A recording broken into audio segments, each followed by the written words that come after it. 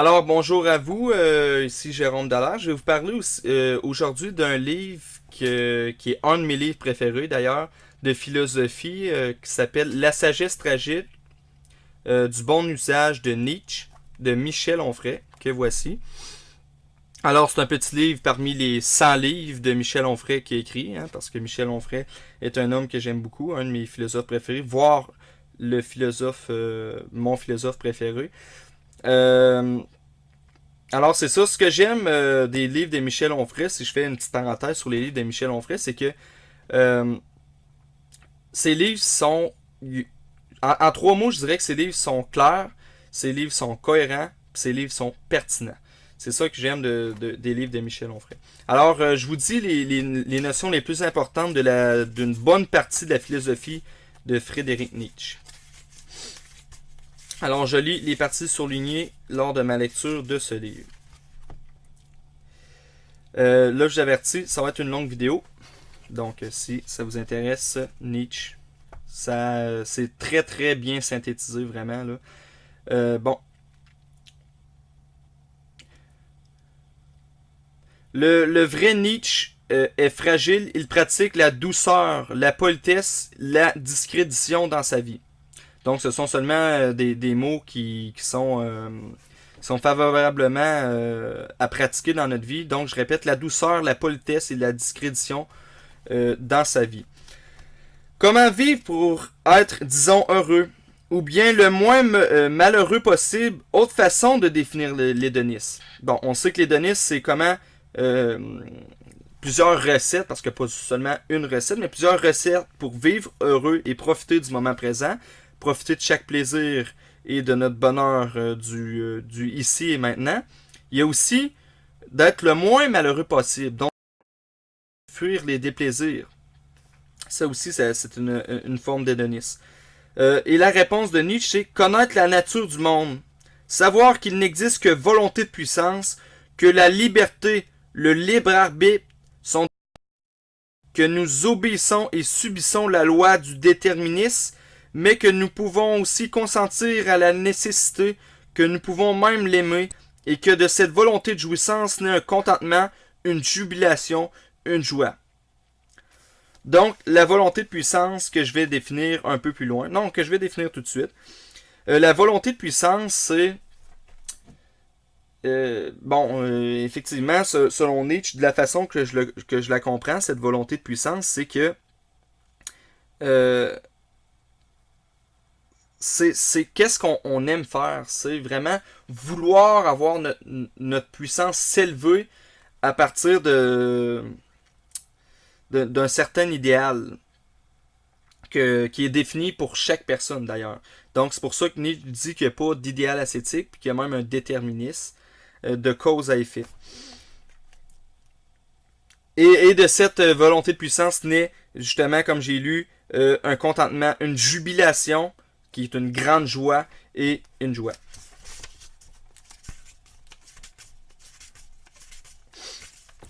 Ok.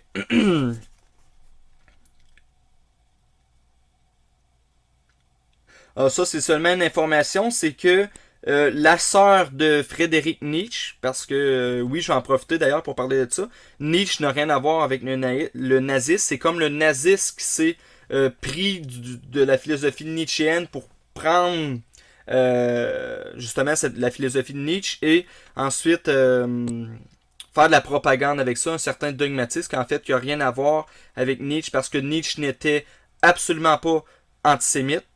Il était d'ailleurs contre l'antisémitisme. Puis j'ai souligné dans le livre, dans le fond, que la sœur de Nietzsche, à la mort de Nietzsche, avait offert la canne de Nietzsche à Adolf Hitler, que tout le monde connaît.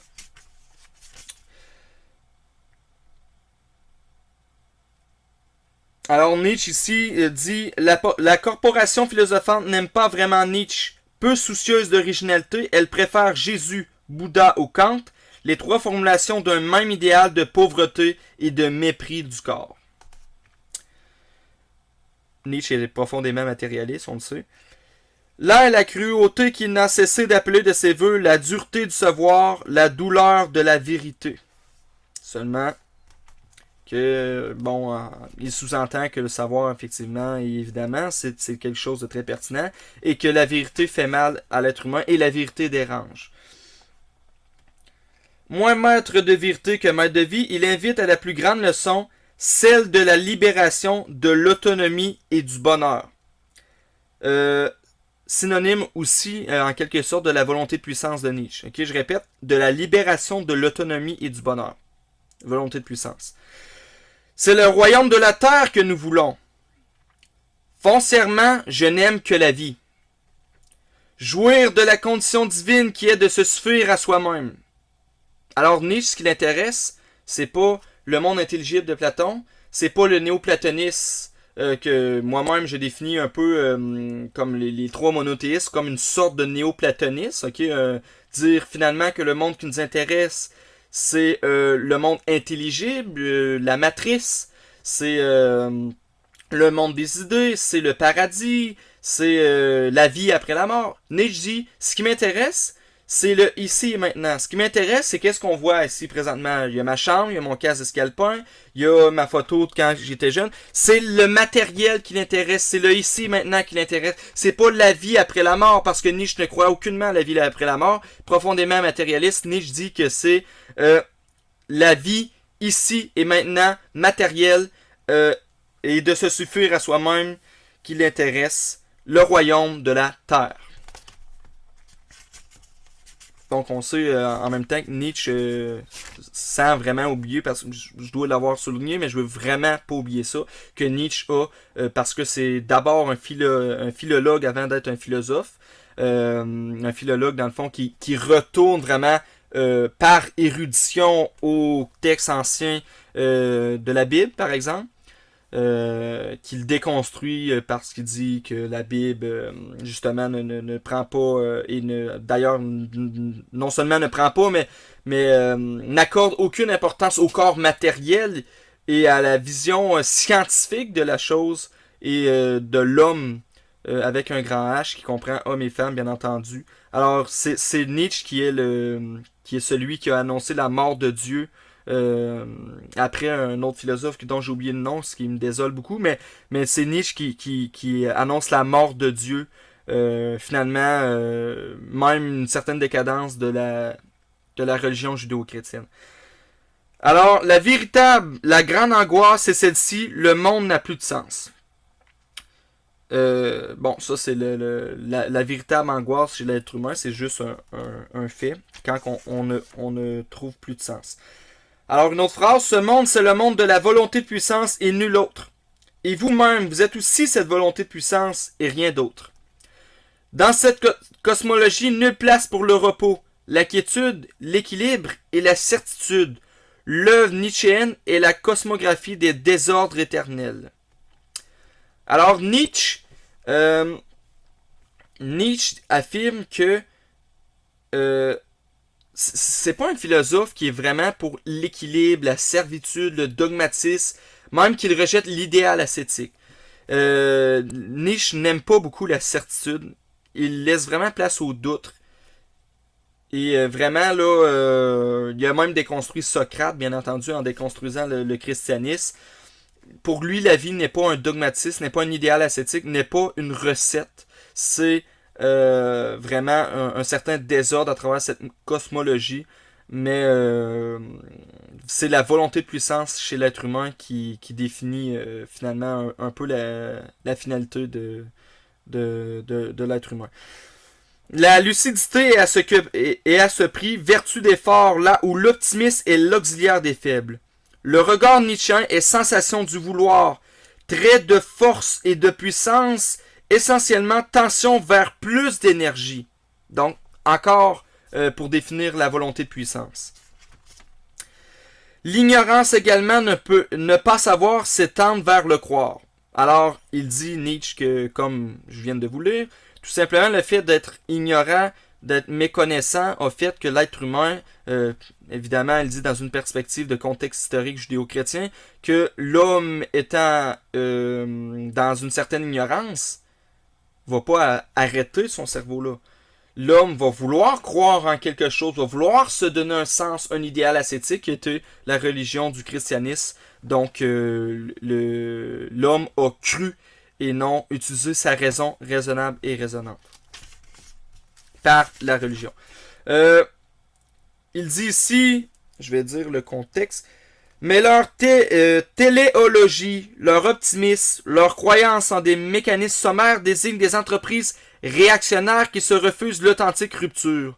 Si Dieu est mort, il faut creuser sa tombe, l'enfouir et ne pas chercher à le faire ressusciter. Donc, il sous-entend que Dieu est mort, il est enterré, ça finit là. Maintenant, une fois que ça finit là, il faut passer à autre chose que la croyance et l'émotion comme outil humain pour pouvoir avoir notre rapport avec le monde. Si je décortique un peu ce que voulait dire Nietzsche. Il n'y a eu jamais d'action plus grande et quiconque naîtra après nous appartiendra en vertu de cette action même à une histoire supérieure à tout ce que fut jamais l'histoire jusqu'alors. Évidemment. Alors, Zarathustra, dans le Ainsi va Zarathustra, son dernier livre, je crois, Zarathustra propose un miroir aux hommes. Remettre l'homme en question, par l'homme. Pas par la religion, par le monde intelligible. Remettre l'homme en question par l'homme. C'est pour ça qu'il dit que c'est un miroir par l'homme. Donc Zarathustra, c'est le personnage principal de son dernier livre. L'homme n'est pas libre.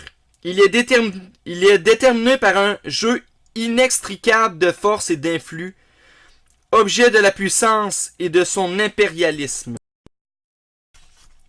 L'erreur du libre d'arbitre a ses surgeons, notamment le sujet, l'individu comme morceau autonome capable de vouloir leur destin. Dans pareil défaut gît tout le désespoir de l'homme. C'est-à-dire que ça revient au déterminisme que Nietzsche croit, cause-effet, et ça se termine là. On est nécessaire, on est un fragment de fatalité, on fait partie d'un tout, on est dans ce tout, il n'y a rien qui puisse juger, peser, comparer, condamner notre être, car cela voudrait dire juger, peser, comparer, condamner le tout, mais hors du tout, il n'y a rien. C'est ce que pense Nietzsche. Je pense que c'est assez clair, pas besoin d'expliquer. L'homme, encore une fois, n'est donc que volonté de puissance, fragment de cette totalité qui est un fragment de fatalité. Il va détruire les lieux communs, il nie l'altruisme, la sympathie, la bonté, la douceur et la prévenance. Il révèle tout l'égoïsme qui sous-entend la pitié et la proximité.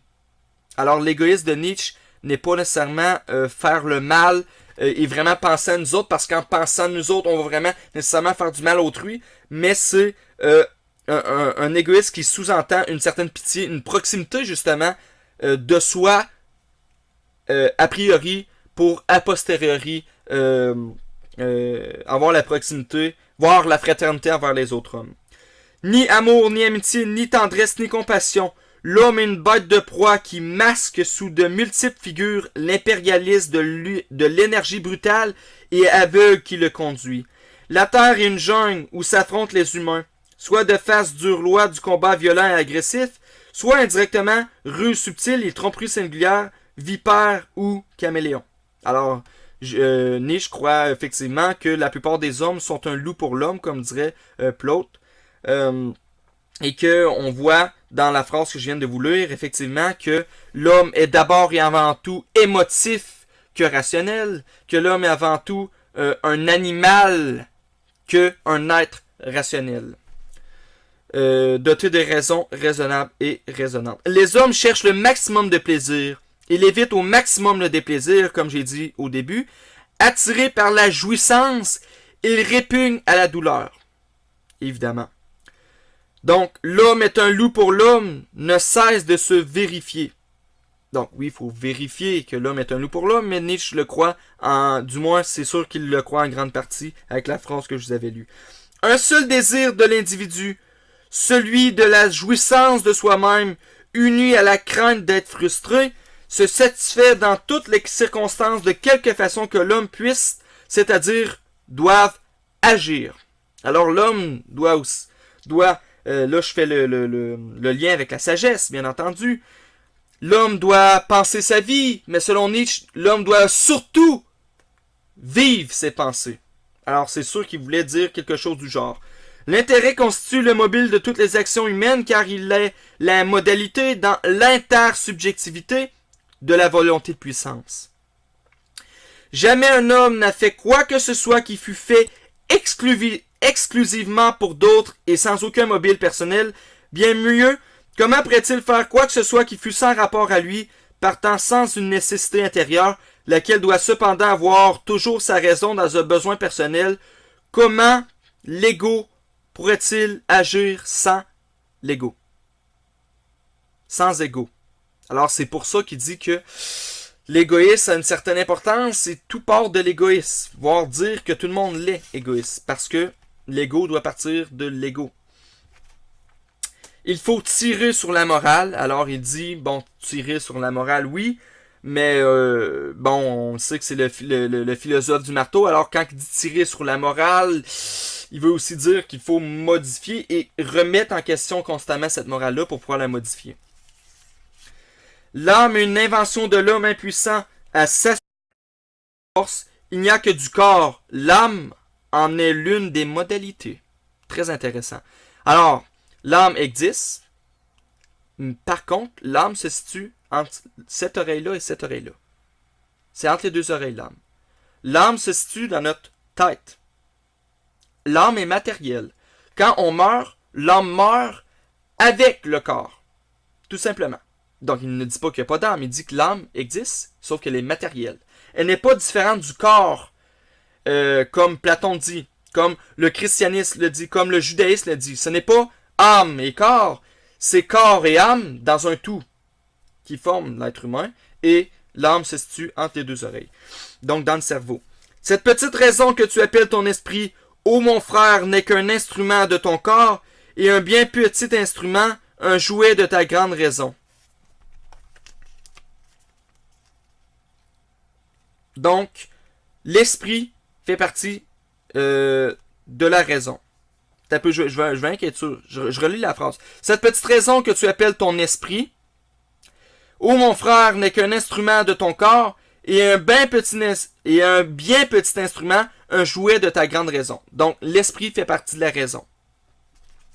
Donc, j'espère que c'est ça que j'avais dit. Les anciens instincts, ils furent en somme forcés de se chercher des satisfactions nouvelles et souterraines. La volonté de puissance contrariée par l'idéal ascétique. Voilà l'œuvre de la moraline. Alors, comme j'ai dit, Nietzsche ne croit pas à l'idéal ascétique, que ce soit celle religieuse ou non.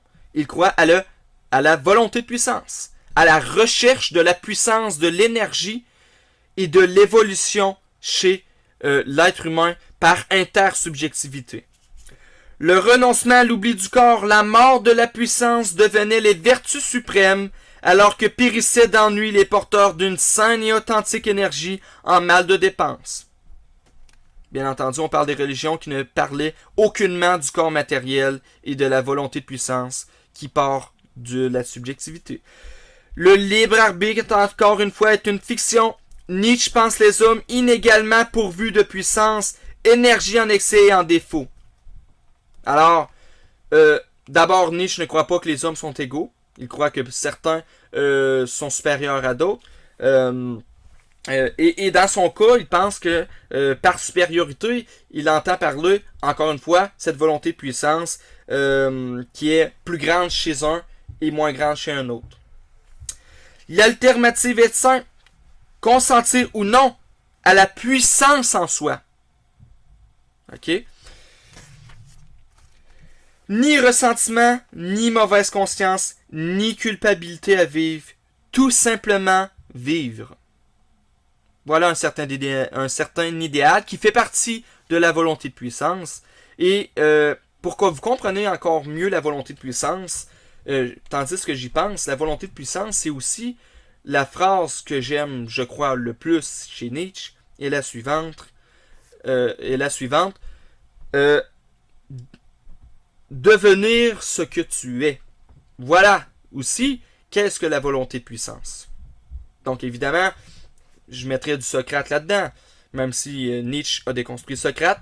Connais-toi toi-même de Socrate. Et ensuite, une fois que tu t'es connu de Nietzsche, deviens ce que tu es.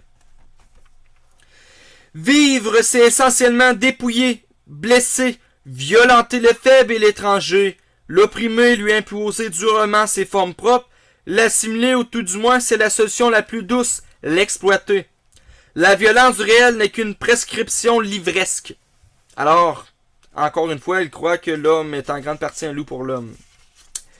La haine du monde, l'anathème aux passions, la peur de la beauté et de la volupté, un au-delà futur inventé pour mieux dénigrer le présent au fond, un désir de néant, de mort et de repos jusqu'au sabbat des sabbats.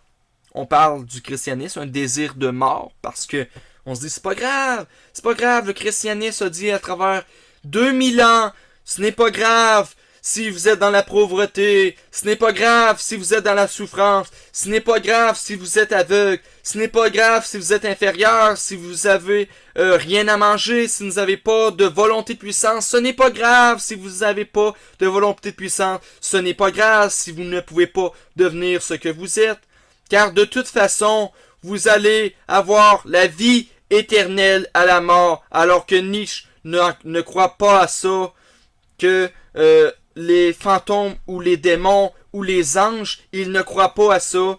Il croit que le plus important, c'est le ici et maintenant et que nous devons avoir cette volonté de puissance. Du moins, il propose. La religion chrétienne est la forme la plus inquiétante d'une volonté d'anéantissement, tous au moins un signe de grave état maladif, de lassitude, de découragement, d'appauvrissement de la vie. Voilà ce que Nietzsche dit du christianisme. Le christianisme est l'instrument de torture des chairs, que ce soit au niveau théorique et au niveau pragmatique. Au niveau théorique, regardez la Bible, avec le Jésus chassant les marchands du temple, avec ce que le livre sacré dit de la chair. De toute façon, en niant la chair, selon Nietzsche, indirectement ou directement, comme j'ai dit, est l'instrument de la torture.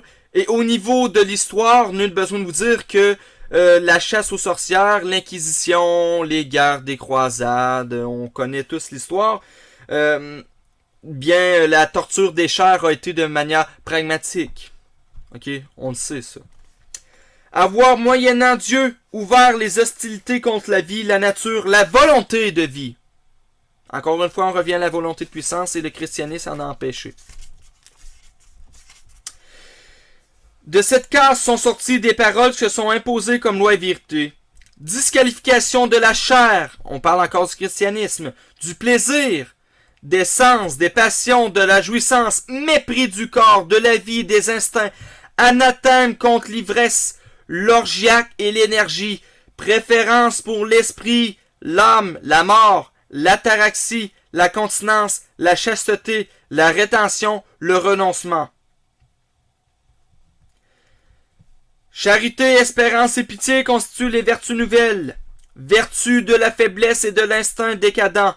Vertu du défaut vital dont les racines plongent dans le goût pour la mort, dont le christianisme nous a fait valoir durant les 2000 ans qui ont précédé. Le christianisme fut à ce jour la plus grande catastrophe de l'humanité, selon Nietzsche. Évidemment, Nietzsche se situait dans une civilisation avec le christianisme.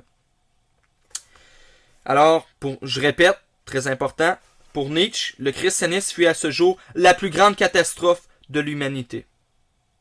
Voilà. Toute philosophie qui croit écarter ou même résoudre à l'aide d'un événement politique le problème de l'existence, qui n'est qu'une caricature et un succédané de la philosophie.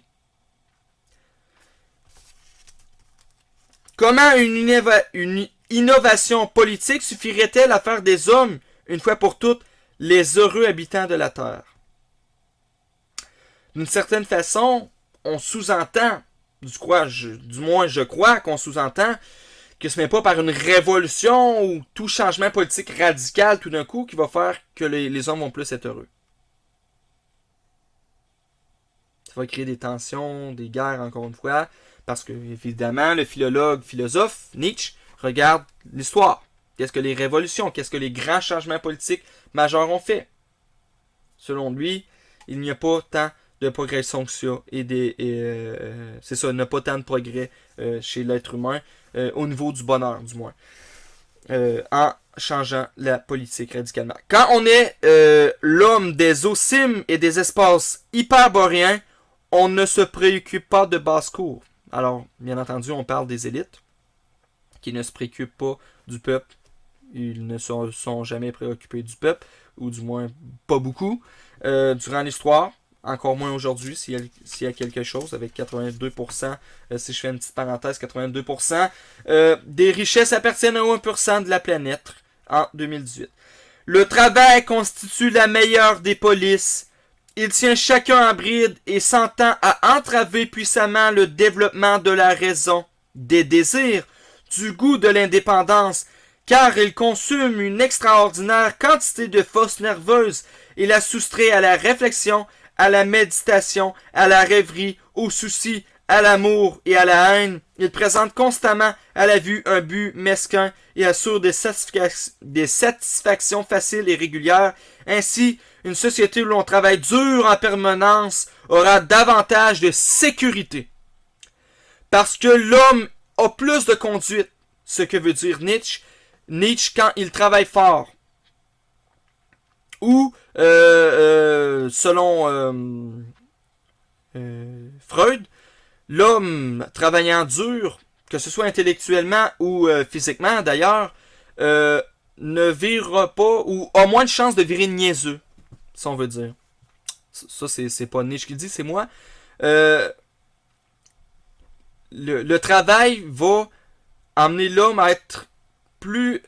Emmener l'homme, ça c'est ce que Nietzsche dit, emmener l'homme bon ou davantage meilleur envers autrui et envers soi-même pour éviter justement les vices et la drogue, la violence, les ghettos. Les ghettos ça a aucun rapport, oubliez ça. Mais un petit peu en même temps là, si les gens travailleraient, mais ça c'est pas aussi simple que ça, c'est sociologique, on rentre pas là-dedans. Mais le travail rend une certaine conduite chez l'homme et apporte une sécurité, c'est ce que Nietzsche dit. Le travail rend libre. Nietzsche voit au contraire dans le travail la réalité dure et brutale de l'aliénation. L'aliénation. Voyons, j'ai donc bien de la misère à dire le mot. Nietzsche voit au contraire dans le travail la réalité dure et brutale de l'aliénation et de la rétention des forces vitales. Ok, là, je me rappelle.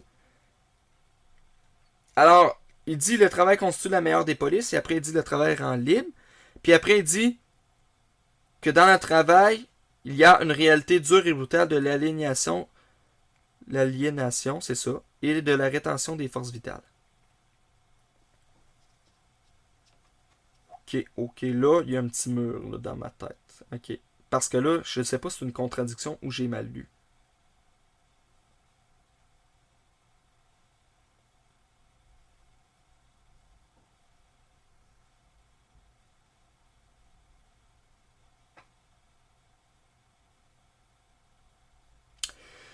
Bon, il semble dire des points positifs et négatifs du travail. Alors, ce que je vous avais dit, il était pour le travail. Je crois que, en lisant ce que je viens de lire, c'était davantage un travail qui nous apporte une certaine volonté de puissance. C'est-à-dire d'avoir le choix de devenir ce que nous sommes.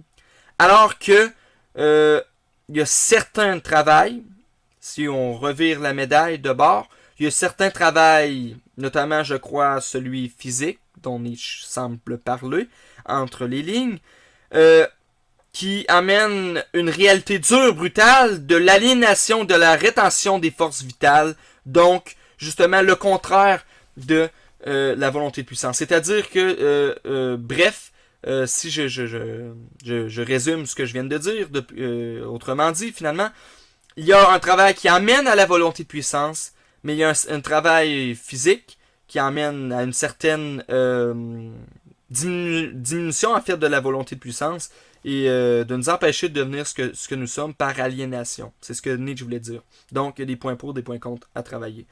Les mots d'usine, de marché du travail, d'offres et de demande de productivité relèvent du jargon des négriers et des employeurs. Bien entendu. C'est ce que Nietzsche dit. Nietzsche ne croit pas qu'on accède à la liberté avec des représentants, mais plutôt lorsqu'on sait décider d'être. L'expression du philosophe, l'impossible classe. Alors il dit que l'impossible classe, bon, nuançons ça un peu. Pour beaucoup d'hommes, je sais pas si c'est la majorité, mais pour beaucoup d'hommes, il est impossible de décider d'être.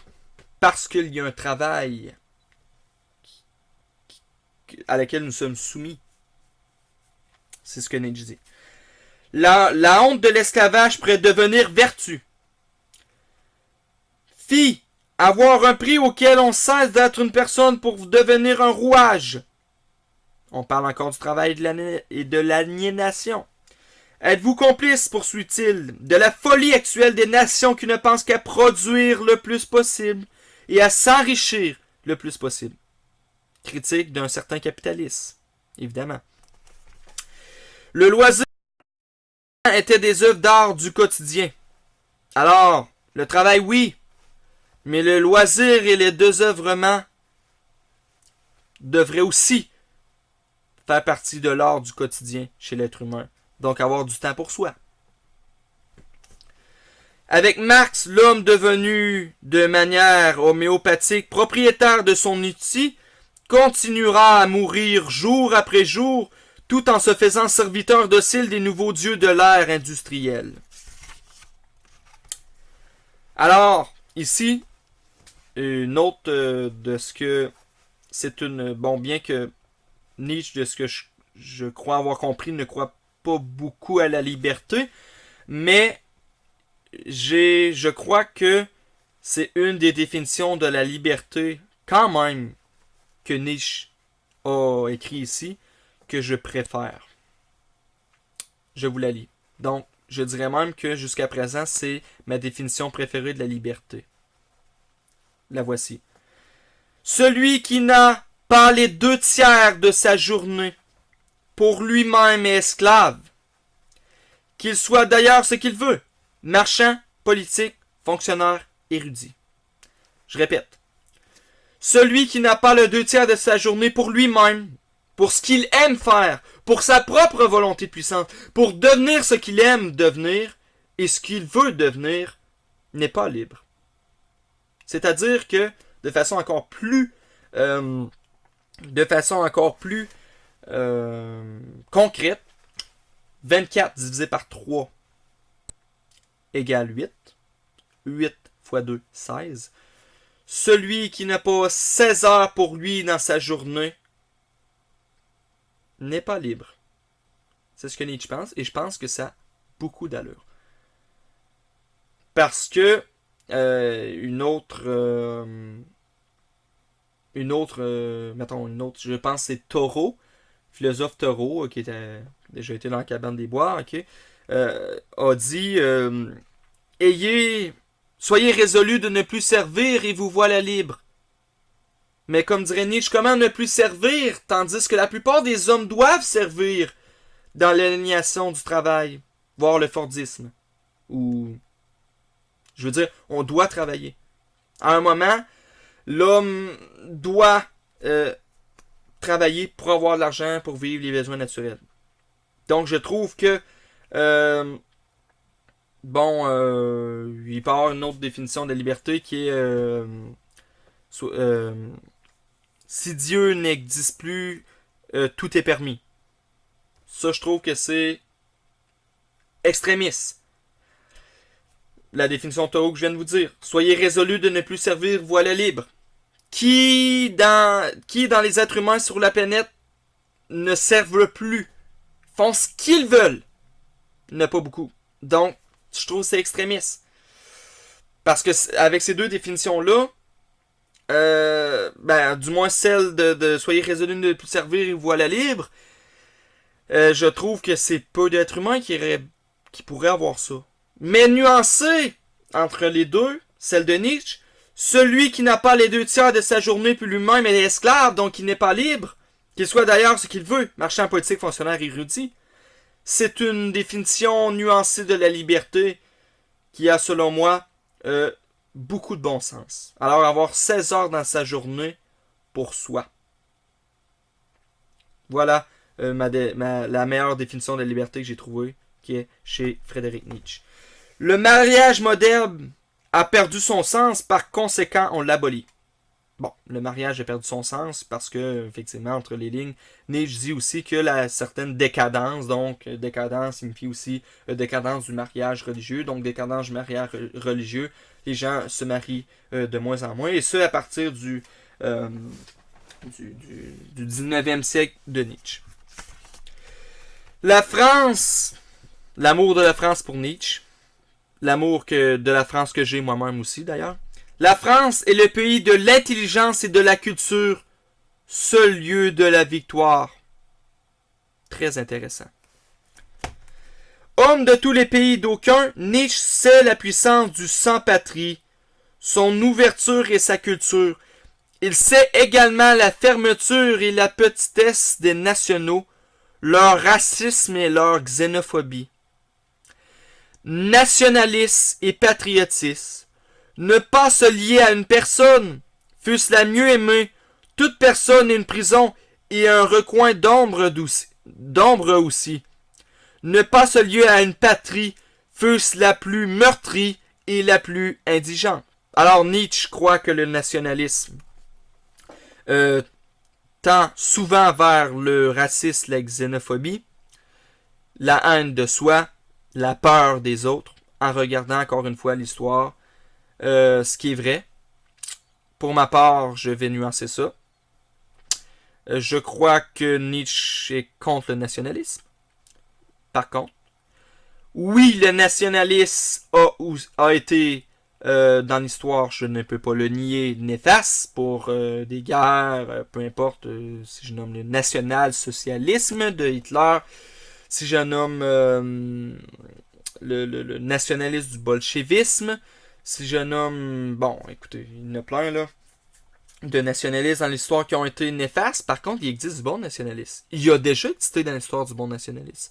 Il existe aujourd'hui du bon nationalisme. Mais, une fois que tu es nationaliste, je dois avouer, qu'il y a toujours une petite tendance vers le nationalisme ethnique, vers la xénophobie, vers le racisme, vers même un certain populisme. Et, dans le pire des cas, tendre vers justement l'extrême droite qui découle avec le populisme, le racisme. Et, dans le pire des cas, la violence physique. Donc, le nationalisme, c'est effectivement faire attention, mais je dirais pas comme Nietzsche que tout nationalisme est mauvais. Je vais plus dire qu'il en existe du bon et du mauvais. C'est-à-dire un nationalisme modéré, un nationalisme plus inclusif. Qui d'ailleurs, nationaliste, qui, si je fais une parenthèse, qui peut même s'inscrire dans une certaine interculturalisme, j'y crois. Dont un des créateurs de la commission Bouchard-Taylor au Québec, dont Gérard Bouchard, qui a créé avec Charles Taylor, la Bouchard-Taylor, comme je l'ai dit, l'interculturalisme. Donc l'interculturalisme, la culture majoritaire et minoritaire qui évoluent ensemble et s'intègrent ensemble au sein de la société. Donc, j'y crois au bon nationalisme et j'y crois à l'amour de la patrie sans nier ou détester les autres cultures, dont la culture minoritaire d'un État ou d'une patrie.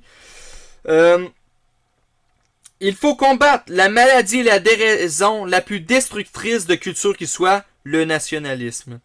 Cette névrose nationale dont l'Europe est malade, perpétuant la division de l'Europe en petits États, la petite politique de clocher. La solution ne réside pas dans l'approbation de ces forces de repliement, mais dans la volonté d'ouverture. Évidemment, je suis davantage dans la volonté d'ouverture, même si je suis nationaliste. Donc, comme je répète, je crois, contrairement à Nietzsche, à un nationalisme d'ouverture, à un nationalisme d'interculturalisme, sans repousser autrui. D'accord? Mais, effectivement, Nietzsche est d'une perspective historique, d'un contexte historique à laquelle c'est sûr que le bon nationaliste émerge davantage peut-être aujourd'hui qu'il a déjà émergé dans le passé, surtout au niveau de l'Europe. Nietzsche se présente comme le dernier Allemand anti-politique. On parle encore du christianisme et du socialisme. Christianisme s'accompagne d'une crue du socialisme, les mêmes affects, la même logique, la même rhétorique animent les deux instances. Alors il voit de grandes, d'ailleurs c'est vrai, il voit de grandes ressemblances entre le socialisme et le christianisme. Christianisme et socialisme sont frères de sang. Tous deux participent aux mêmes forces de déclin et d'anémie. En fait, ce sont les jugements de valeur chrétiens que toute révolution ne fait que traduire en sang et en crime.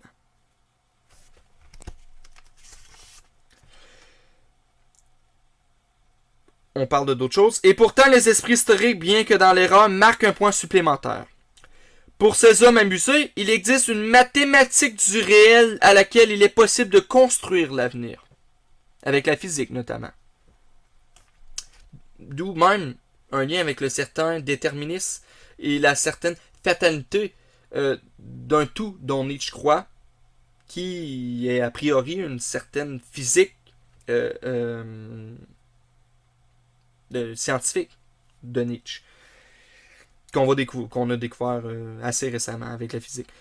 Ces hommes historiques pensent que le sens de l'existence se dégage de mieux en mieux au cours de l'évolution. Ils ne regardent en arrière pour mieux comprendre le présent en considération de l'évolution antérieure. Nietzsche oppose les défenseurs de la sagesse tragique. Ces hommes qui savent que le passé et le présent sont une seule et même chose et que malgré toute leur diversité, ils gardent l'unité profonde d'un même type et réalisant l'omniprésence des types indestructibles présentant une structure stable d'une valeur invariable et d'une signification toujours identique. Alors, selon Nietzsche, passé-présent, c'est pas mal la même chose. Est-ce qu'il croit au progrès? Est-ce qu'il croit à la progression humaine?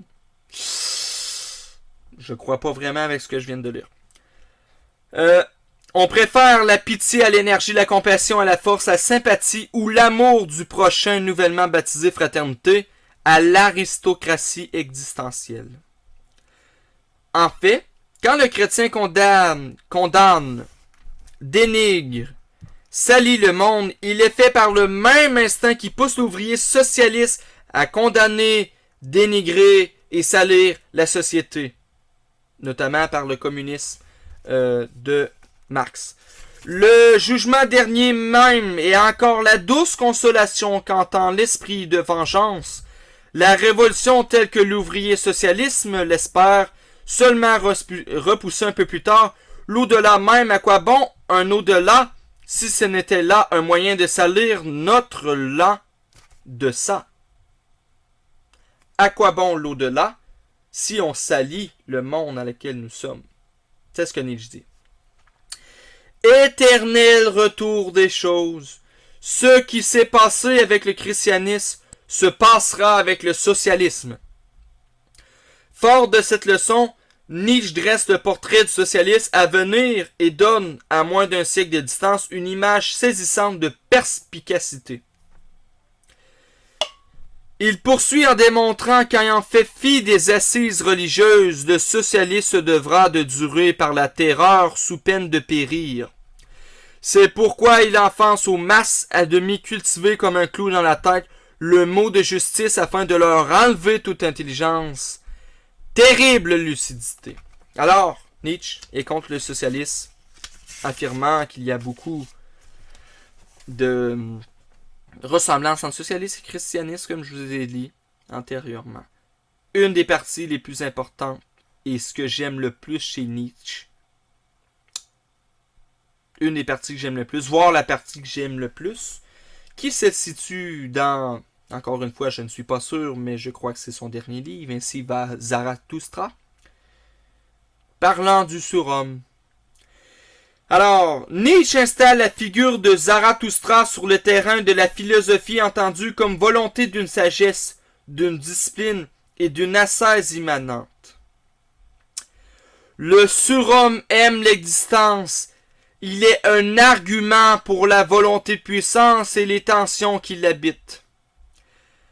L'allégresse, la maîtrise et le bonheur sont du côté du premier, quand le second subit le poids du réel et l'abandon aveugle aux forces de la décadence.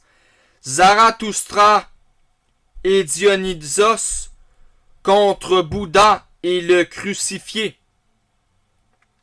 Le vin et l'ivresse contre l'éponge de vinaigre et le fiel. Santé ou maladie. Pulsion de vie contre pulsion de mort. La vie, Dionysos, Apollon. Le corps, le matériel, le ici et maintenant. Le monde monisme contre le monde dualisme, contre le Bouddha, contre le crucifié, contre le Platon, contre la matrice, contre le monde intelligible, contre le néoplatonisme, contre le christianisme, contre le judéo-platonisme, contre le dualisme. Je crois que c'est clair. Les individus entravés par l'idéal ascétique restent au degré inférieur de la hiérarchie. C'est ce que croit Nietzsche. La vision du monde de Nietzsche interdit cette fracture entretenue par tous les dualismes. Fin du corps opposé à l'âme. Fin d'un monde terrestre séparé d'un monde céleste. Les deux moments présentés comme opposés sont mêmes. L'âme et le corps sont et forment un tout. Le monde céleste, c'est le monde, disons le monde sensible et le monde intelligible est la même chose. Le monisme de Nietzsche. L'avènement du surhomme signe la réconciliation de l'homme avec lui-même. Parce que Dieu est mort, selon Nietzsche. Jadis, écrit Nietzsche, l'outrage contre Dieu fut l'outrage le plus grand, mais Dieu est mort, et avec lui moururent ainsi ses outrageurs. Faire outrage à la terre est maintenant le plus terrible. Le surhomme porte au plus haut point la faculté d'oublier. Il a oublié les 2000 ans passés par le christianisme. Il a oublié les croisades. Ce surhomme oublie le passé découlant de l'enfer sur terre que la Bible a ainsi dit. Le surhomme, c'est pas écrit, c'est moi qui l'interprète de cette manière, mais c'est ce que Nietzsche veut dire. Le surhomme a cette faculté d'oublier la négativité passée, les croisades, l'Inquisition, les guerres, les nationalistes extrémismes, le communisme, les révolutions bolcheviques. Même si Nietzsche n'était pas rendu là, Nietzsche dit que le surhomme doit avoir cette faculté d'oublier ce dualisme et tout ce qui a créé le plus grand malheur sur terre, dont le christianisme et tous les guerres que je vous ai dit. La violence, l'instinct animal, la testostérone, etc., etc. On sait de quoi qu'on parle. L'oubli est la condition de possibilité de toute rénovation. Il autorise le dépassement de ce qui encombre la progression des vertus authentiques. Peut-être fait-il allusion à la Grèce antique, bien qu'il y ait, durant la Grèce antique, des guerres quand même et du malheur et des choses à déconstruire par le philosophe du marteau. Voilà, je le répète, le rôle de la faculté active d'oubli. Une sorte de gardienne, de surveillante, chargée de maintenir l'ordre psychique, la tranquillité. Le surhomme doit être tranquille en oubliant. Le surhomme peut se consacrer à son obsession, l'instinct du ici et maintenant. Ni homme de passé, le ressentiment et le désir de réaction le dévoreraient. Ni homme de futur, il sera voué aux vertus optimistes et téléologiques auxquelles sacrifient les faibles. Le surhomme vit dans le plus pur immédiat pour la sagesse ultime. Il oublie l'essentiel, à savoir qu'il n'existe que succession d'instants bruts et triomphants.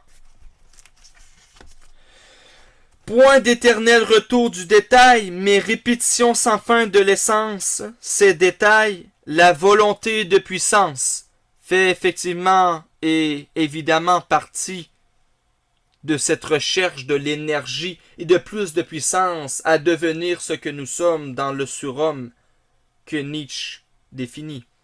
Ajoutons que ce moment de la théorie nietzschéenne relève plus de la vision et de l'inspiration, du ressentiment et de l'impression que de la vérité physique dont le surhomme a et accorde de l'importance. Avec cette idée, Nietzsche pose le fondement d'une éthique nouvelle devant chaque dilemme, au moment de chaque hésitation, lorsqu'un choix s'impose, préférons ce que l'on souhaiterait voir se répéter sans cesse. Ou dit d'une telle manière, j'espère que je me trompe pas, mais dit précédemment avant Nietzsche, par surhomme, un certain néo-hédonisme de Aristippe de Cyrène qui disait, si je ne me trompe pas que c'est lui qui disait ça, vive de telle manière que vous voudriez toujours revivre ainsi, cela s'inscrit dans le surhomme. La nature cyclique du réel implique qu'on charge du maximum de vouloir, de désir l'acte préféré de l'homme par sa subjectivité. Principe pratique de morale, vouloir dans l'élection, l'indéfinie reproduction. Résumons. Les deux qualités premières du surhomme sont la faculté d'oublier et celle d'assumer la loi de l'éternel retour et de comprendre justement qu'il y a un éternel retour et de comprendre que nous n'avons pas beaucoup de contrôle sur cette fatalité ou cette grande partie du réel faisant partie d'une fatalité à laquelle nous n'avons pas beaucoup de contrôle parce que le monde est aussi un déterminisme. Celle de la mort fati, donc théorie nietzschéenne de première importance, celle de la mort fati, entendue comme la logique d'un sur-stoïcisme, d'un néo-stoïcisme, d'une volonté supérieure d'ataraxie, de l'épicurisme, donc ataraxie et néo-stoïcisme, ataraxie, absence de troubles de l'âme. Voilà ce qu'est le surhomme. Je dois, tant qu'à définir le surhomme, définir le stoïcisme rapidement. Non, en fait, je ne vais pas définir le stoïcisme. Je vais faire une autre vidéo pour définir ce stoïcisme, bien que je crois que on sait un peu ce qu'est le stoïcisme. Bon, c'est un peu la philosophie de Nietzsche. Donc, Nietzsche, c'est comme un stoïcisme modifié avec des éléments rajoutés, comme je vous ai dit, avec l'épicurisme, de l'ataraxie le plus possible. Et justement, les autres éléments que je vous ai dit, un sur-stoïcisme, un nouveau stoïcisme. La philosophie nietzschéenne milite pour l'acceptation et le consentement joyeux au monde. Alors, pour l'acceptation, ce n'est pas Nietzsche qui l'a dit, mais on peut même voir la psychologie, Nietzsche l'a dit le premier, mais la psychologie de l'acte, ACT, qui dit que, je fais une parenthèse, qui dit que la psychologie de l'acte, par instinct du cortex reptilien et de notre instinct animal, quand nous étions d'anciens homo sapiens et qu'il y avait un danger, exemple un mammouth qui venait pour nous attaquer, nous avons deux choix: lutter contre le mammouth ou fuir le mammouth. Mais le surhomme, c'est lui qui comprend qu'aujourd'hui, nous n'avons plus besoin, dans la très grande majorité des cas, de lutter et de fuir, mais d'accepter. Le surhomme, c'est lui qui est capable d'être au-dessus de cet instinct animal et d'accepter les événements de l'éternel retour, du déterminisme qui découle de notre existence. celui de l'homme le plus impulsif, le plus vivant, le plus consentant à l'univers, qui non seulement a appris à s'accommoder de tout ce qui a été et de tout ce qui est, et à le supporter, mais qui souhaite revoir toutes choses telles qu'elles sont pour toute l'éternité, celui qui insatiablement adresse un da capo non seulement à lui-même, mais à la pièce et au spectacle entier, non seulement au spectacle, mais au fond à l'être qui a besoin de ce spectacle et le rend nécessaire parce que la vie est pour lui un certain spectacle à laquelle nous faisons partie. Un tel esprit libéré apparaît au centre de l'univers dans un fatalisme heureux et confiant qui décrit le surhomme.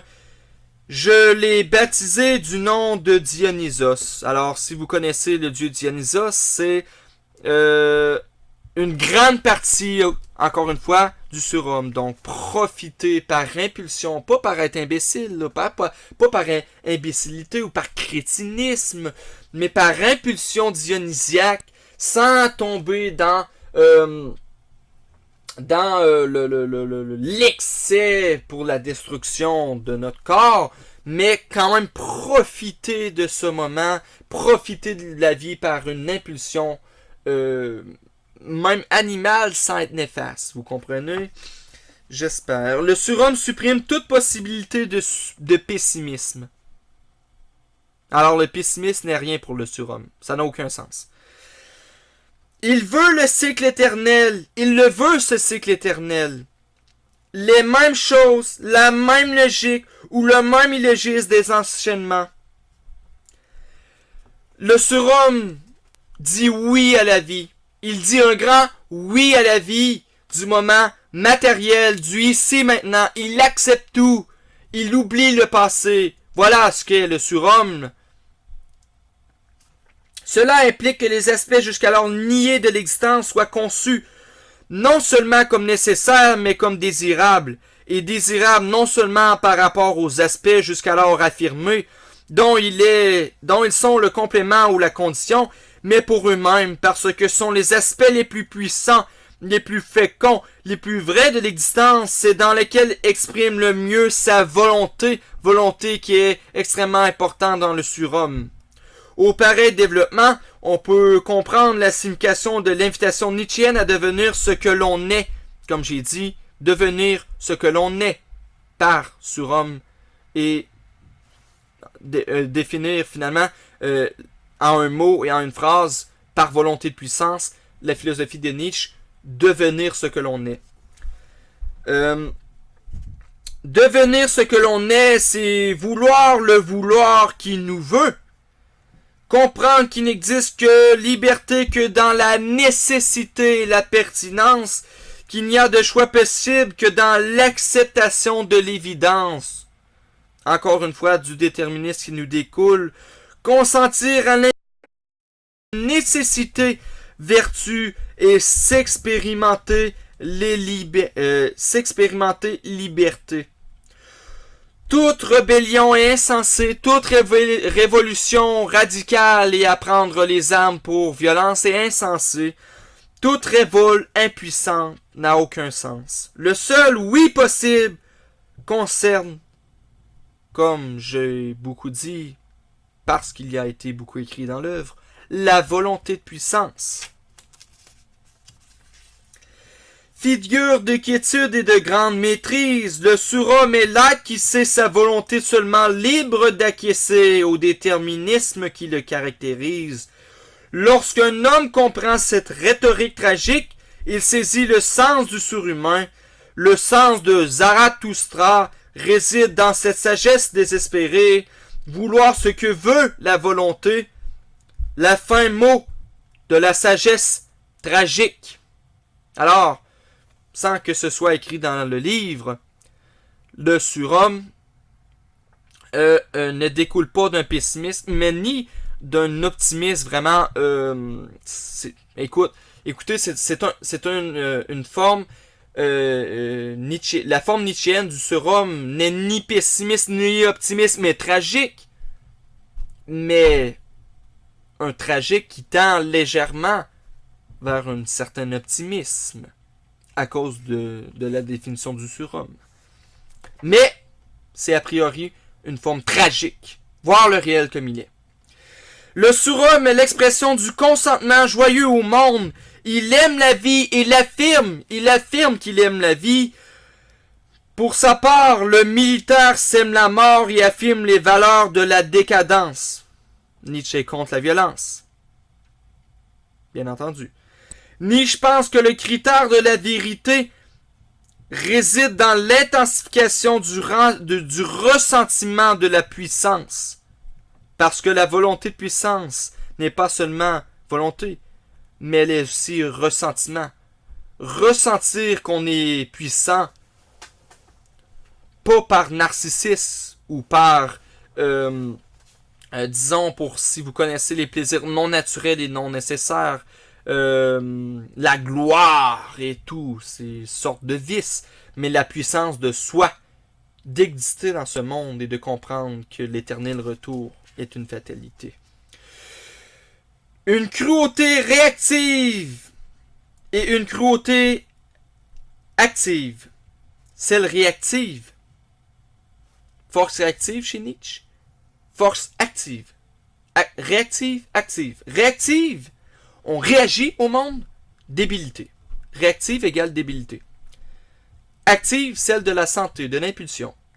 On accepte le réel. Le tortionnaire et le terrorisme. Le légionnaire et le délinquant relèvent de la première. Le surhomme de la seconde. La force réactive du délinquant. La force active du surhomme. Ou dit d'une autre manière, pour mieux vous faire comprendre la philosophie de Nietzsche, si vous surfez, ne nagez pas à contre-courant ou sur le côté de la vague avec votre planche, mais prendre la planche, vous mettre debout et naviguer avec la vague de la fatalité du tout dans le monisme qui nous habite. Telle une bonne manière de définir le surhomme. Ce que veut dire le philosophe? Atteindre le liquide séminal actif, comme je viens de vous expliquer, dans les choses, le monde et le réel. Pas le monde intelligible et le monde dualisme. Vouloir le vouloir, vouloir la volonté. Voilà toute la cruauté souhaitée par Nietzsche. Attention, pas qu'une cruauté comme on la conçoit. Je crois qu'on va l'expliquer plus tard. Le criminel est un faible, un malade, un débile ou un esclave. Son impuissance à assumer ce monde le mène vers la vendetta, la solution des minables. Rien n'est plus étranger à la volonté de puissance qui consent aux sources vitales et non mortifères. Le héros du Dionysiaque, le héros du surhomme contre le thanatos, du christianisme et de la pulsion de mort. Le surhomme doté de la grande santé est affirmateur, la vie est son repère. Il se veut et se fait le maître de lui-même, agent des forces actives, non réactives, de construction et non de destruction. Volonté de puissance, construction, pas déconstruction. Déconstruction au sens de violence, pas au sens de la philosophie du marteau par déconstruction du christianisme au niveau théorique et des livres que Nietzsche voulait dire. Le philosophe préfère les forts et leur surstoïcisme. Amor fati est leur règle, car ils savent l'éternel retour. Ils effectuent le portrait d'un idéal de la raison, auquel ils ne croient guère, trop avertis et trop lucides. Lorsque même sous l'assaut des offenses personnelles, des insultes, des soupçons, ils conservent inaltérable l'objectivité autre au-dessus de ces insultes et de ce négativisme. Donc c'est ça, ils conservent inaltérable l'objectivité haute, claire, profonde et tendre à la fois de son regard juste et qui juste est bien. Alors il nous faudra reconnaître quelque chose comme la perfection incarnée, comme la plus haute maîtrise sur terre. Donc tendre vers cette perfection. Meilleure preuve en vérité est que de son propre brasier vienne sa propre doctrine. Donc parfois, sa propre destruction vient de sa propre doctrine. C'est pourquoi il faut déconstruire par philosophie du marteau et tout remettre en question. Même, pour ne pas l'oublier, Nietzsche disait qu'il fallait trouver nos idoles, les hommes, les femmes, bien entendu, qui pensent, ou peu importe, les hommes que nous aimons, au niveau de la pensée humaine, ceux que nous aimons le plus au niveau de la pensée humaine, s'informer sur ces idoles-là, les aimer, et ensuite les déconstruire et former notre propre doctrine. Parce que, à travers une doctrine ou une pensée humaine, il y a quelque chose à déconstruire nécessairement, que ce soit une minime. C'est-à-dire qu'il n'y a pas d'homme parfait ou de femme parfaite qui pense. Il faut les déconstruire et prendre subjectivement ce que l'on veut de cette personne et ce que l'on ne veut pas de cette personne, qui est aussi un certain travail de philosophe. Crainte, peur, inquiétude et volonté de se venger les animent. Ok, je pense il avait un contexte, pardon. Entre eux, les esclaves suivent les règles du troupeau. Solidarité, fraternité, ailleurs et autrement nommé amour du prochain, compassion du christianisme, pitié et camaraderie. Toutes les vertus sont celles du grégaire, du nombre et des foules.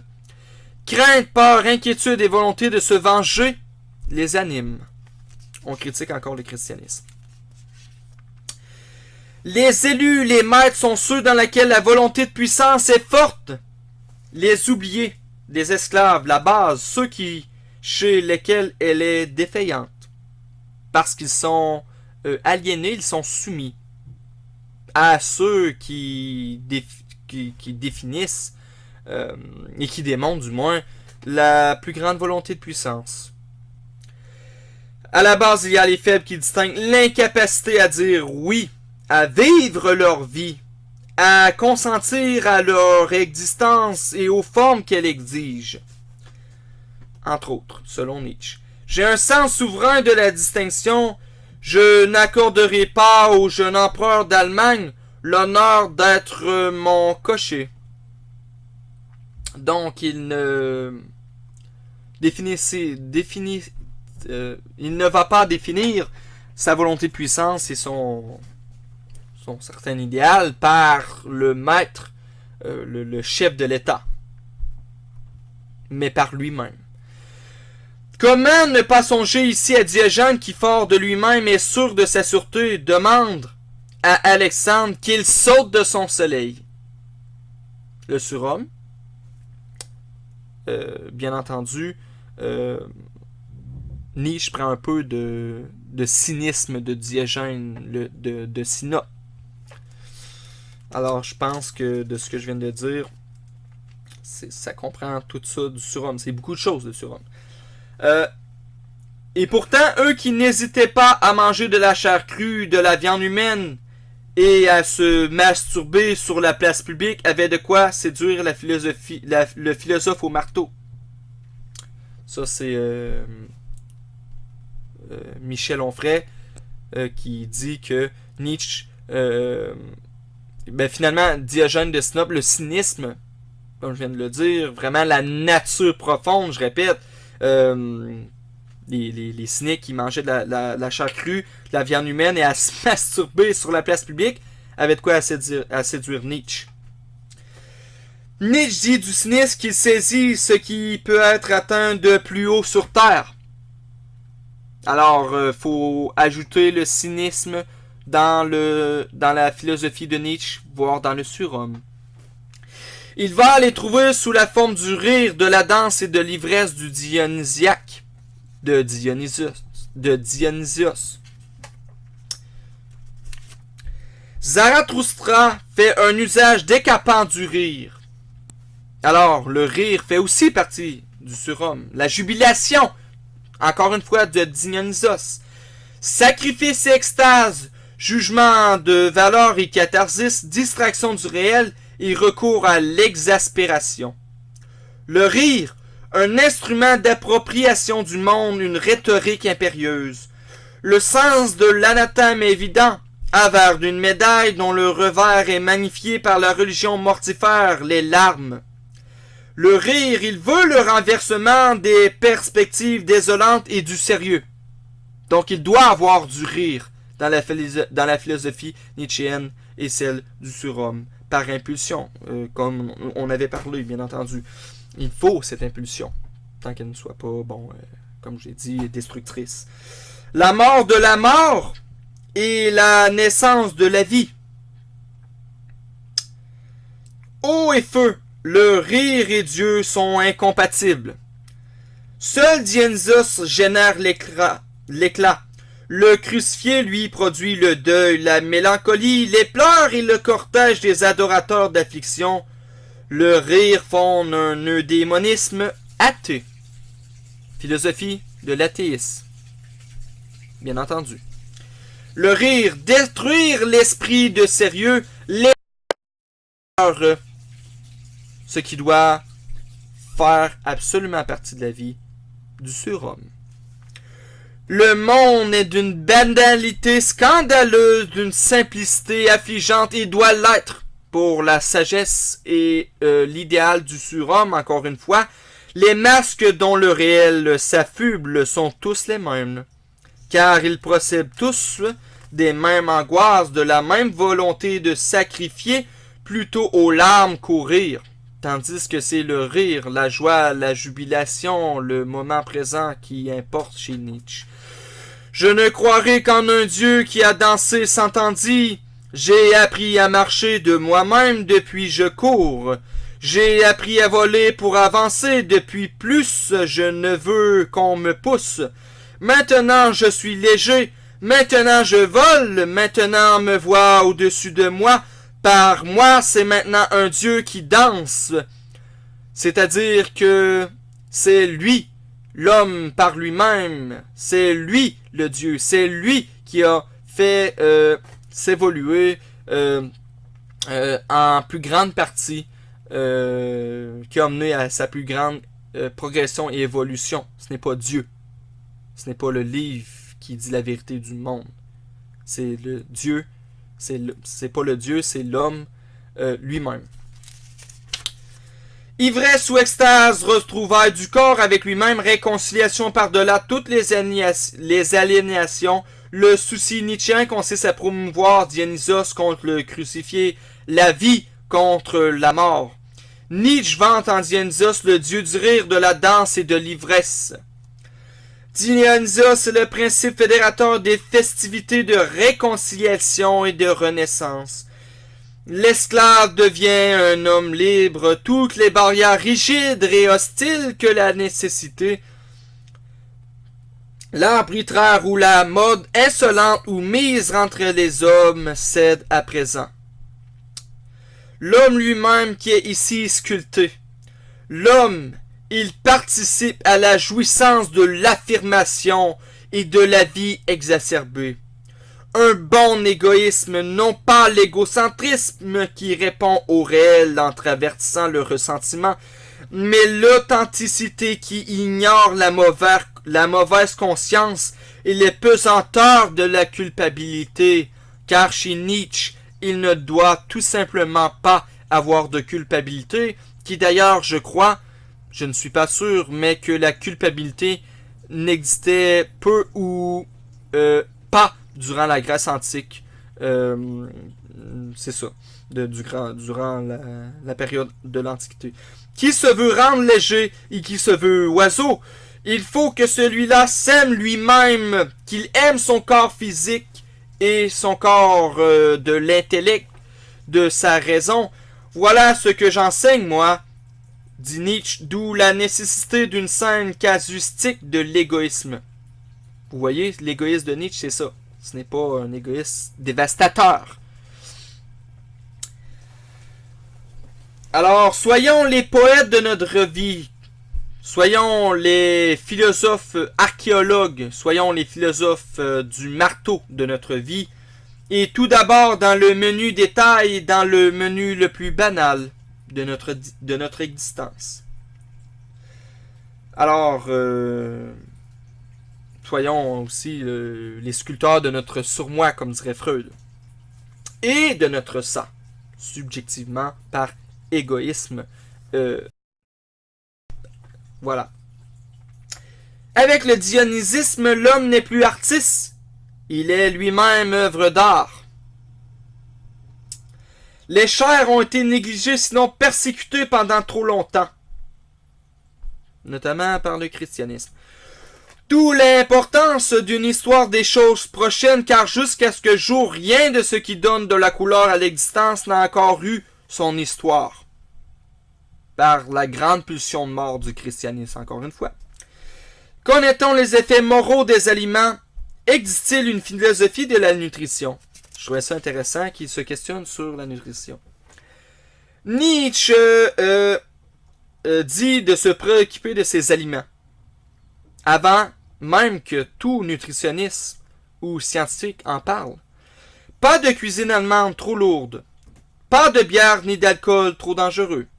Pour ma part, je dirais comme Épicure avec modération, bien que ce ne soit pas naturel et nécessaire. Alcool avec modération. Mais Nietzsche dit pas de bière ni d'alcool trop dangereux. De l'eau et une alimentation qui est le fantasme. Une alimentation qui fait fantasmer, mais tout en restant dans la santé. C'est ce que Nietzsche nous propose au niveau de la nutrition. Les influences de la météorologie produisent des effets différents selon les individus. L'un a besoin d'être stimulé, l'autre réfréné. Tel a besoin d'humidité et de pluie, tel autre de sécheresse et de vent brûlant. Le bocage ou le désert, la forêt ou les dunes. Chaque être humain doit définir son idéal. Il ne faut pas se méprendre sur la méthode. Une simple éducation des sentiments et des pensées est presque équivalente à zéro. C'est le corps qu'il faut d'abord convaincre. Il suffit amplement de veiller à respecter strictement des attitudes significatives et distinguées, de s'engager à ne vivre qu'avec des êtres qui ne se laissent pas aller pour devenir soi-même significatif et distingué par nous-mêmes. Le bon endroit, c'est le corps, l'apparence physique, le régime, la physiologie et le reste suit de même. Donc une science de la biologie avant le temps. Nietzsche pense possible d'user d'un savoir-faire, d'un tout un art de soi pour tromper la nécessité puis agir sur le monde. La volonté de puissance subit des lois, celles de sa propre nature et de sa complexion. Il est dans les compétences du sage épris de surhumain de connaître ses lois et d'inviter sa vie à pencher du côté des instances les plus fastes, les plus prometteuses d'énergie et de force de la volonté de puissance. Le registre du vocabulaire est expressif, force, dépense, recharge, tout se concentre dans ces trois moments. Je répète, force, dépense, recharge, tout se concentre dans ces trois moments. Encore une fois, je sais que je le répète, de la volonté de puissance.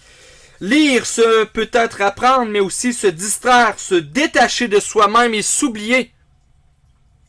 Détacher notre ego, bien entendu. Quatrième passion de Nietzsche, celle de la casistique, la musique. Très intéressant. La musique sans laquelle il n'aurait sans doute pas été totalement lui-même. Compositeur invité par Wagner à abandonner l'idée d'une carrière musicale, il sait combien on peut compter sur cette activité pour générer des plaisirs essentiels. L'amour de la musique. Et encore aujourd'hui, dans notre post-modernité à laquelle il y a une variété de musique presque infinie. Alors, faites vos dionysiaques en écoutant de la musique. La vie sans musique n'est qu'une erreur, une besogne éreintante, un exil. Selon Nietzsche. Je suis presque d'accord. Alors, on dit ici que Nietzsche est un compositeur amateur et auditeur. Nietzsche ouvre la totalité de son corps lorsqu'il écoute, que ce soit les autres ou la musique. Sa pratique quotidienne lui fait parfois entreprendre des promenades de plusieurs dizaines de kilomètres, plus de 10 heures d'activité physique consécutive. Nietzsche faisait de longues marches. Et on peut sous-entendre, peut-être ne l'a-t-il pas dit, ou peut-être, je me souviens pas, mais va-t-il en parler? Oui, je le vois ici. Le sport est d'une importance capitale aussi.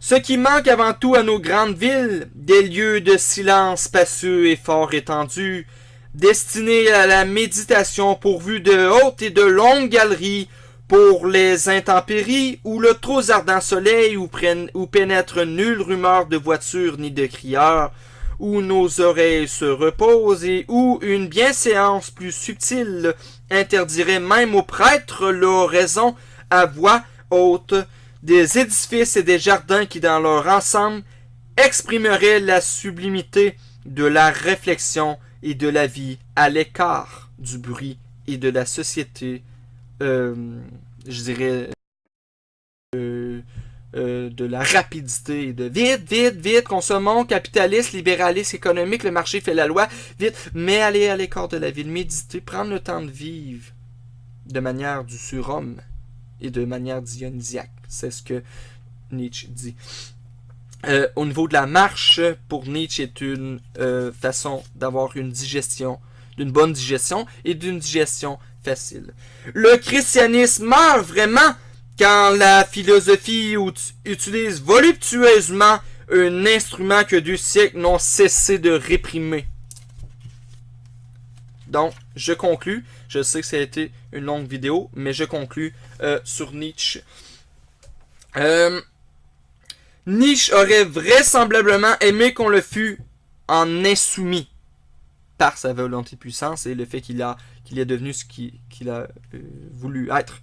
Zarathustra professait qu'on rémunère mal un maître si l'on reste toujours l'élève. Parce que un grand maître est un éternel étudiant. Ô Dieu de suivre autant que de guider. Donc suivre des pensées autant que de guider. Que de guider des pensées, c'est ce que Nietzsche a fait. Faculté d'être autre et seul de son parti. C'est ce que Nietzsche était aussi. Être nietzschéen, parce que je vais définir qu'est-ce qu'être nietzschéen. Michel Onfray le définit aussi. Être nietzschéen, c'est avant tout oser être soi-même, assumer le degré de puissance qui nous habite, dire oui aux forces qui sont en nous, dire un grand oui à la vie, se créer liberté, consentir à la force du destin, aimer la nécessité, rire et danser, vivre et jubiler.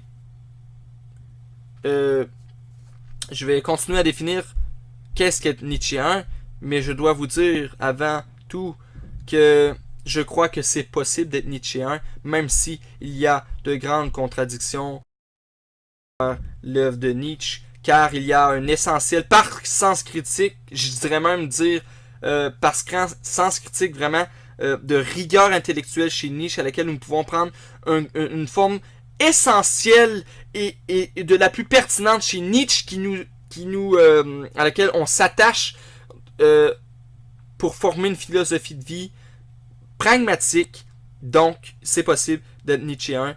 Voilà pourquoi je le suis et je souscris à peu près en fait je souscris à ce que Michel Onfray va définir de nietzschéen, qui est lui aussi d'ailleurs nietzschéen, dans les prochaines lignes. Donc la négation concerne tout ce qui entrave la volonté de puissance, donc tout ce qui empêche l'expression de la vie, du plaisir et de la jouissance. Donc prôner le plaisir, la jouissance et éviter les déplaisirs et ce qui entrave justement cette volonté de puissance, cette jouissance, cette jubilation, etc. Objet privilégié des orages, négateur, Dieu, la religion, l'État, la politique, la morale, le christianisme, toute version d'une même obsession, l'idéal ascétique, à la limite dogmatique d'ailleurs, de la religion. Le oui s'applique à ce qui favorise l'expansion du vouloir, le grand oui à la vie, veut dire le oui à la vie, bien sûr, mais aussi au corps, au plaisir, à la joie, à la force, à l'ivresse, à la danse, à le rire, à l'exubérance et à la profusion.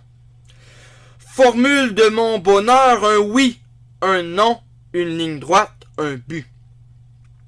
Un oui, donc un oui à la vie, un non à, disons dans ce cas, au christianisme et à tout ce qui nuit à la vie.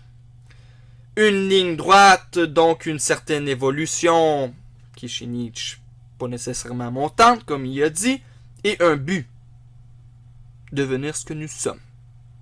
Donc, Nietzsche dit, un bonheur, un oui, un non, une ligne droite, un but. Donc, c'est un peu le sens de la vie de Nietzsche. Le oui se dit à la vie, le non à ce qui l'entrave, le christianisme selon Nietzsche, notamment. La ligne droite est le cheminement qui conduit à la liberté de l'esprit, et comme j'ai dit, à l'évolution de la vie. Au signe de l'hyperboréen, à la singularité. Le but, c'est l'au-delà des aliénations, des disharmonies et des dissonances entre soi et soi, entre soi et les autres, soi et le monde. Eros sort du lot comme l'une des nombreuses formules de Dionysos, avec Bacchus et Vénus, leur double romain. Le philosophe dit sa confiance dans le dieu du plaisir, de la jouissance, de l'expansion vitale. Nietzsche dit oui à Eros, le dieu de la vie, et non à ce qui l'entrave. Il n'en est pas mort, poursuit-il, mais il est devenu vicieux. Il parle du christianisme, qui est devenu mort et vicieux. Nietzsche souhaite la vie simple à l'écoute des pulsions et des passions de notre propre corps, ainsi que des émotions et de notre plaisir, et jouir de ceux-ci. Nietzsche formule un demi-siècle avant Freud la mécanique contenue dans le second topique freudienne, le conflit entre un moi désireux d'expansion et un surmoi générateur de répression. Nietzsche fonde résolument la modernité en prenant parti contre le surmoi, contre les instances mortifères cristallisées dans le social. C'est en cela que toute confiance en la volonté de puissance peut être dite confiance et vouloir en une volonté de jouissance. Vantant les mérites des sensations sexuelles qui génèrent du plaisir, Nietzsche soupire, on ne rencontre pas souvent dans la nature des dispositions aussi bienveillantes. Et entre les lignes, un des plus grands, voire le plus grand plaisir pour Nietzsche, celui qui se rapproche le plus du dionyssisme, celle du rapport sexuel, qui est le plus grand plaisir, je crois que je l'ai dit, mais qui est le plus grand plaisir selon Nietzsche. Si je me trompe pas, là, je suis pas vraiment sûr, mais je crois que c'est ça. La sexualité devient l'une des modalités de l'expression de la volonté de puissance, d'où le sens de cet aphorisme par-delà le bien et le mal. Le degré de la nature de la sexualité se retrouve chez l'homme jusque dans les régions les plus hautes de l'esprit. La vénération de l'instinct sexuel est signe de grande santé. Le oui à la vie en est le symptôme qui fait référence, comme je vous l'ai dit, à Dionysos. Il a fallu le christianisme avec son ressentiment systématique contre la vie pour faire de la sexualité quelque chose d'impur, qui est, selon Nietzsche, en réalité, quelque chose d'extrêmement pur et de ce qu'il y a de plus naturel, comme le cynisme, et Diogène d'ailleurs. Qu'est-ce qui est bon? Tout ce qui élève dans l'homme le sentiment de la puissance, la volonté de puissance, la puissance elle-même. Qu'est-ce qui est mauvais? Tout ce qui naît de la faiblesse. Qu'est-ce que le bonheur? Le sentiment que la puissance croît. Cette sensation de la puissance à travers notre âme et notre être, qu'une résistance est surmontée. Donc, le sentiment de la puissance croit qu'une résistance est surmontée, qu'on arrête de résister. On surmonte cette résistance pour aller vers cette puissance. Oui, la santé, l'affirmation, la vie, le plaisir et dire en même temps le refus du non, de la maladie, de la négation, de la mort et du déplaisir. Ultime phrase de l'œuvre complète du philosophe, celle qui clôt essai homo, dans laquelle Nietzsche questionne. M'a-t-on compris? Dionysios contre le crucifié. L'a-t-on compris? Voilà la philosophie de Nietzsche. Alors, merci de votre longue écoute de 1h28 minutes, que je vais d'ailleurs arrêter à 1h30 exactement.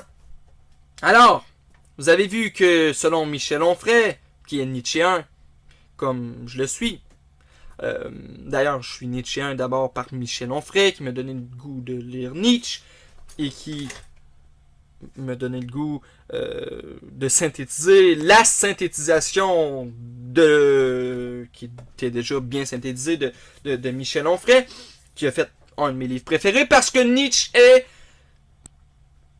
je ne sais pas si c'est mon plus préféré, probablement, mais en tout cas, ça va être un de mes plus préférés de mon existence par rapport à la destruction du christianisme et tout ce que j'ai dit. Écoutez, je l'ai beaucoup répété parce que Nietzsche l'a répété dans l'œuvre. Alors, peut-on être nietzschéen? Oui, nous pouvons être nietzschéens. Comme je vous ai dit, nous pouvons prendre la grande partie du plus essentiel et du plus pertinent de la philosophie de Nietzsche, même si elle est contradictoire, et prendre ce que l'on veut de cette grande partie de l'essentiel pour finalement penser sa philosophie et la vivre pragmatiquement, de la même manière qu'un chrétien peut être chrétien, même si il n'approuve pas que Jésus fouette les marchands du temple, ou qui dit tuer son prochain. Je sais pas si c'est vraiment la phrase qu'on dit mais du moins, il y a des contradictions aussi dans la Bible, mais quelqu'un peut être quand même chrétien parce qu'il prend, mettons, des principes comme aimer votre prochain, ou celui qui n'a jamais fait de péché lance la première pierre sur la femme qui était une prostituée. Bon, donc, quand il y a une œuvre par sens critique et rigueur intellectuelle profonde, il est possible, avec notre intellect, de prendre ce qu'il y a de plus important et de plus pertinent pour nous, ce qui est la majeure partie de l'œuvre et des œuvres synthétisées de Nietzsche, et se dire, je prends cette majorité de l'œuvre, et dire, parce que je prends la majorité de l'œuvre, des œuvres de Nietzsche comprimées ensemble, j'y souscris à tel principe et je ne souscris pas à tel principe, va faire en sorte que oui, nous pouvons être nietzschéens, même s'il y a de grandes contradictions.